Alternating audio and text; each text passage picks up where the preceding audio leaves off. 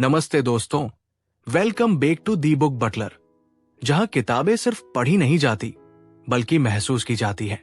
आज हम उस मोड़ पर आ गए हैं जहां जोसेफ मर्फी हमें बताते हैं कि हमारे रिश्ते बाहर से नहीं बिगड़ते, वो हमारे अंदर से शुरू होकर बाहर असर करते हैं।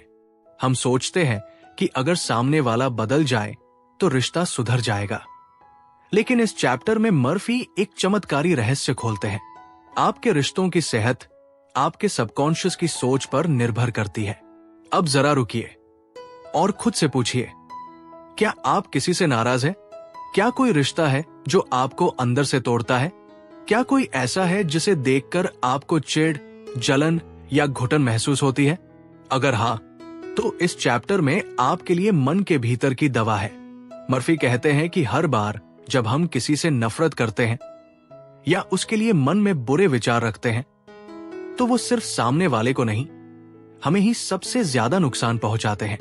वो भावना धीरे धीरे हमारे मन को जहर जैसी खा जाती है, और जब वही विचार बार बार दोहराए जाते हैं तो हमारा सबकॉन्शियस उसे सच्चाई मान लेता है।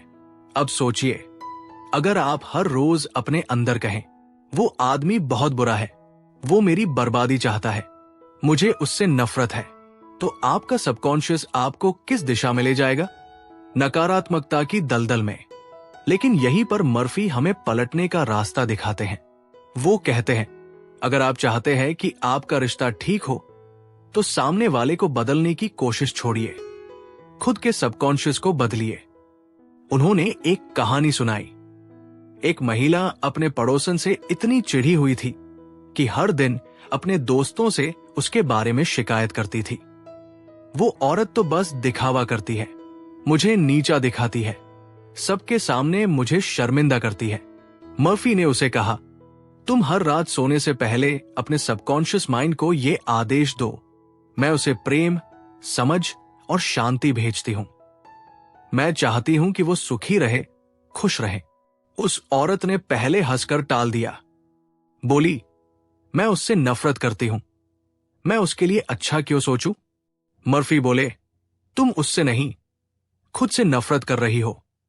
जो जहर तुम उसे भेजती हो, उसका ज्यादा असर तुम्हारे मन और शरीर पर हो रहा है। वो महिला मानी, और कुछ ही हफ्तों में चमत्कार हुआ।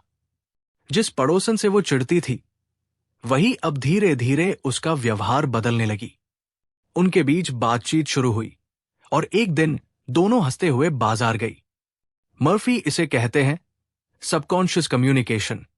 आपके विचारों की तरंगे, आपकी भावना की ऊर्जा सामने वाले तक पहुंचती है, चाहे आप कुछ बोले या ना बोले। एक और कहानी बेहद दिल को छूती है। एक आदमी का अपने बॉस से बहुत टकराव था। बॉस बात बात पर गुस्सा करता, अपमान करता और सामने सबके उस पर चिल्लाता। वो आदमी तनाव में था, नौकरी छोड़ने का सोच रहा था। लेकिन मर्फी की किताब पढ़ने के बाद उसने कुछ और ही किया। हर सुबह और रात को उसने अपने सबकॉन्शियस को एक नया निर्देश देना शुरू किया। मैं अपने बॉस को प्रेम और समझ भेजता हूं, मैं उसके लिए मन से शुभकामनाएं देता हूं। मुझे विश्वास है कि हम दोनों के बीच सहयोग और शांति है। शुरुआत में उसे ये अजीब लगता था, मैं उस आदमी को शुभकामना क्यों दूं जो मेरी जिंदगी जहन्नुम बना रहा है? लेकिन उसने खुद से कहा, मुझे खुद को हील करना है, न कि बदले की आग में जलना। और कुछ ही हफ्तों में बॉस के व्यवहार में फर्क दिखने लगा। वो गुस्सा कम करता, बातों में नरमी आने लगी, और धीरे धीरे उसने उस आदमी को प्रमोशन के लिए नामांकित कर दिया। क्यों? क्योंकि बदलने वाला असल में बाहर का इंसान नहीं था, अंदर की भावना थी। मर्फी बार बार एक ही बात पर जोर देते हैं, you are not hurt by others, you are hurt by your own response. दूसरे क्या करते हैं, ये आपके हाथ में नहीं है, लेकिन आप क्या सोचते हैं, क्या महसूस करते हैं, क्या अपने अंदर रखते हैं, ये पूरी तरह आपके हाथ में है। और जब आप अपने अंदर प्रेम, क्षमा और समझ भरते हैं, तो वो ऊर्जा आपके आसपास के रिश्तों में खुद ब खुद बहने लगती है। एक बार एक महिला ने अपने बेटे से रिश्ता तोड़ लिया था। 10 साल तक दोनों ने बात नहीं की। वो महिला हर दिन कहती, उसने मेरा दिल तोड़ा है, मैं कभी माफ नहीं करूंगी। मर्फी ने कहा, अगर तुम चाहती हो कि रिश्ता ठीक हो तो माफ करना ही पहला कदम है। न उसे कॉल करो, न मैसेज, बस हर दिन अपने सबकॉन्शियस से कहो, मैं अपने बेटे को क्षमा करती हूं, मैं उसे प्रेम करती हूं, मैं चाहती हूं कि वो खुश रहे। और 21 दिनों में एक दिन अचानक दरवाजे की घंटी बजी। बेटा खुद सामने खड़ा था, रोते हुए गले लगा और बोला, मां, मैं आपको बहुत याद करता हूं। मर्फी कहते हैं, forgiveness is not for them, it's for you. जब आप क्षमा करते हैं तो आप खुद को जहर से आजाद करते हैं।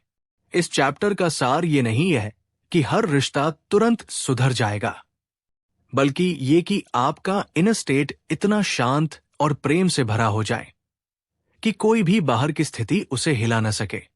मर्फी हमें कुछ पावरफुल अफर्मेशंस भी देते हैं। इनमें से एक सुबह उठते ही बोले और एक रात सोने से पहले, I radiate love and goodwill to all those around me. I forgive everyone in my life.